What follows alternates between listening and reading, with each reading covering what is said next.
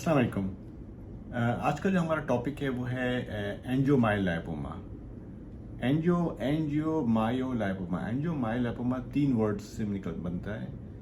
Angio से vessels, मायो से muscles और लाइपोमा से फैट। ये एक ट्यूमर होता है एंजियोमायोलाइपोमा जो गुर्दे के अंदर होता है और ये एक आमतौर पे एक बिनाइन ट्यूमर होता है। ये फैट्स और खून की शरियान और मसल से ये डेवलप करता है। ये किडनीज के अंदर ये कैंसर नहीं होता, ये एक बिनाइन ट्यूमर होता है जिसकी कोई आमतौर पे वजूहात नहीं पता चलती। ये बाज़ औक़ात ये किसी जेनेटिक डिजीज़ में होता है जिसमें एक डिजीज़ होती है, उसको हम कहते हैं ट्यूबरस स्क्लेरोसिस। उन पेशेंट्स के अंदर आमतौर पे ये एंजियोमायोलाइपोमा होता है।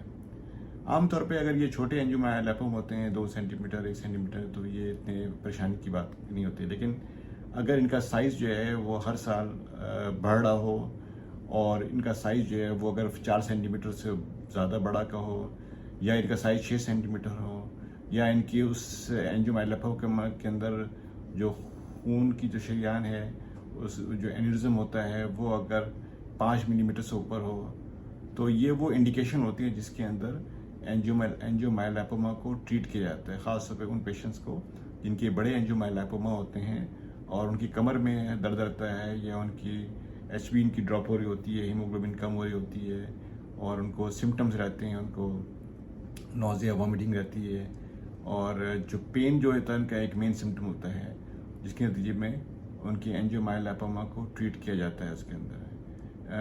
अगर किसी को याद हो इस बात का तो जो अमेरिकन प्रेसिडेंट थी जिसकी वाइफ थी एक दफ़ा वो एडमिट हुई थी तो बेसिकली उसको एंजियोमायोलाइपोमा डायग्नोज हुआ था और फिर उसकी जो है विदाउट सर्जरी उसकी जो है एंजियोमायोलाइपोमा को ट्रीट किया गया था। US के अंदर एम्बुलाइजेशन की थी क्योंकि वो रप्चर्ड किया था एंजियोमायोलाइपोमा तो और वो सेम डे वो डिस्चार्ज भी हो गई थी।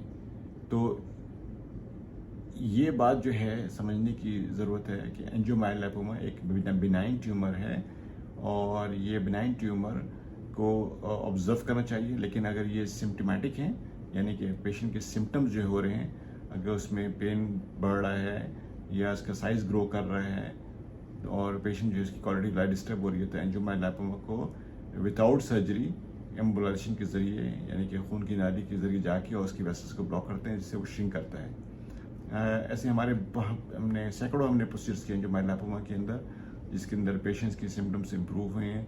बहुत ऐसे भी पेशेंट्स हैं जिनकी रप्चर्ड हुई थी एंजियोमायोलाइपोमा, उसको हमने उसको जो एम्बुलाइज किया तो उसका एंजियोमायोलाइपोमा का जो साइज़ था वो रिड्यूस किया इसके अंदर। तो ये ऑल जो है डिपेंड करता है कि पेशेंट की सिम्टम्स की बेस के ऊपर इसकी मैनेजमेंट प्लान होती है। वेरी रेयर, बहुत रेयर केसेस के अंदर एंजियोमायोलाइपोमा होता है वो कैंसर में ट्रांसफ़र होता है। उस सूरत में अगर वो उसमें कैंसर ट्रांसफॉर्मेशन होती है तो फिर उसकी एक सर्जिकल मैनेजमेंट की जाती है। अदरवाइज बिनाइन एंजियोमायोलाइपोमा को एम्बुलाइजेशन के ज़रिए ट्रीट किया जाता है। अगर आप हमसे रब्ता करना चाहते हैं एंजियोमायोलाइपोमा के बारे में तो सबसे पहले आप अपना MRI कराएं। अगर आपके पास MRI नहीं है तो MRI कराना ज़रूरी है जिसमें ये डायग्नोज हो कि ये एंजियोमायोलाइपोमा है या एटलीस्ट आपके पास CT स्कैन चाहिए विद कॉन्ट्रास्ट के साथ ताकि उसमें इस्टेब्लिश हो कि आपको एंजियोमायोलाइपोमा का साइज़ क्या है और आपकी क्या सिम्टम्स हैं, उसी हिसाब से मैनेजमेंट प्लान जो है उसको हम तरतीब देते हैं। शुक्रिया।